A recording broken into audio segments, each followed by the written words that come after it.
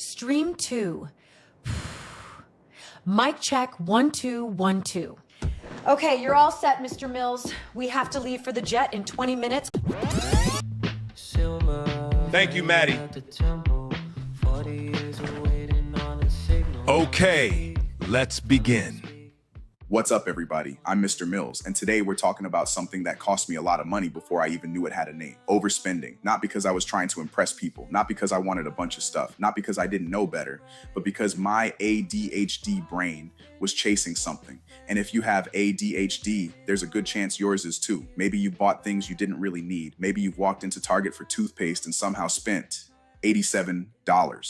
Maybe you've ordered something online at 11 p.m. because it felt like a great idea. Then the next morning you wake up and think, why did I buy this? Today I want to explain why ADHD brains overspend, why it isn't just a willpower problem, and what we can actually do about it. Because understanding the problem is the first step to fixing it. Let's get into it.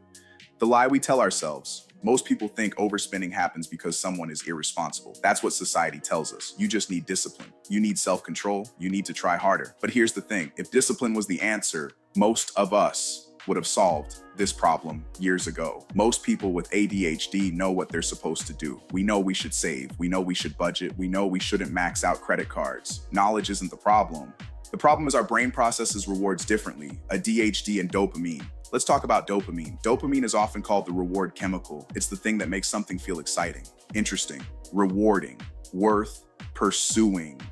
ADHD brains generally have lower dopamine activity than neurotypical brains. So naturally, we're always looking for things that give us a boost. And guess what gives a quick dopamine hit? Shopping, Amazon, flash sales, new gadgets, new clothes, new hobbies, new business ideas, new subscriptions, that little rush you get when you click buy now. That's dopamine. The problem is that dopamine feels amazing in the moment, but the bill shows up later. The Target test. Here's how I know this is real.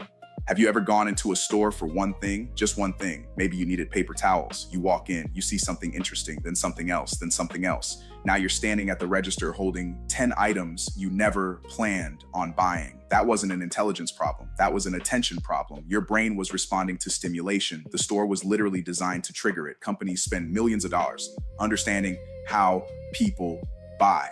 And ADHD brains are especially vulnerable.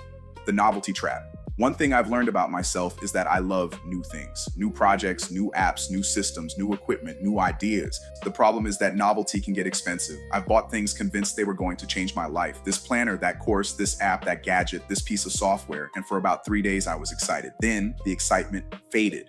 The item sat there and my money was gone. ADHD brains often confuse excitement with value. Just because something feels exciting doesn't mean it's valuable. That's a lesson I had to learn the hard way. Why we buy solutions. This was a big realization for me. A lot of ADHD spending isn't about buying products. It's about buying hope. Think about that. We're buying the version of ourselves we want to become. We buy the fitness equipment because we want to become healthier. We buy the course because we want to become more successful. We buy the software because we want to become more organized. We're not really buying the item, we're buying the possibility. The problem is that no purchase can do the work for us, only habits can. The ADHD tax. There's a phrase called the ADHD tax, and it's real. The ADHD tax includes things like late fees, forgotten subscriptions, interest charges, replacing lost items, duplicate purchases, missed appointments, impulse buys, rush shipping. Over time, these little costs add up to thousands of dollars, not because you're bad with money, because your brain is managing difference.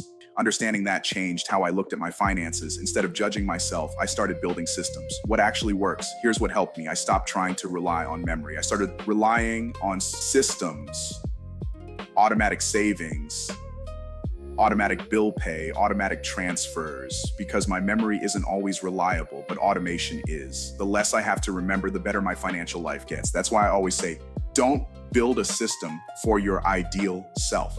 Build a system for your real self, the person who gets distracted, the person who gets overwhelmed, the person who forgets things. Build for that version of yourself. The 24-hour rule. One of my favorite tools is simple. The 24-hour rule.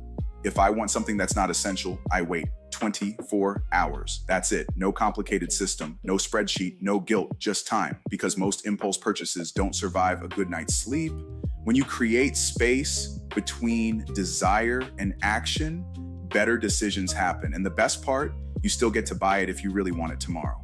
What I want for you, I don't want you to become obsessed with money. I don't want you living in spreadsheets. I want you to build a system that gives you peace, a system that works when life gets busy, a system that works when motivation disappears, a system that works even when ADHD is doing ADHD things. Because money shouldn't control your life. It should support your life. And if you're enjoying these conversations, I want to personally invite you to join the Streamline Culture newsletter. Every week I share practical money systems, ADHD friendly strategies, tools I'm using, lessons I'm learning, and things that help simplify life. No fluff, no hype, just useful ideas for real people trying to make progress. You can find the link in the description below. Join us at Justin's Juke Joint. If there's one thing I want you to remember from today's video, it's this. You're not bad with money. You're not broken. You're not lazy. Your brain simply responds to money differently. Once you understand that, you can stop fighting yourself and start building systems that actually work. I'm Mr. Mills. This is Streamline Culture. And remember, we're not trying to make life harder. We're trying to make life simpler. I'll see you in the next video.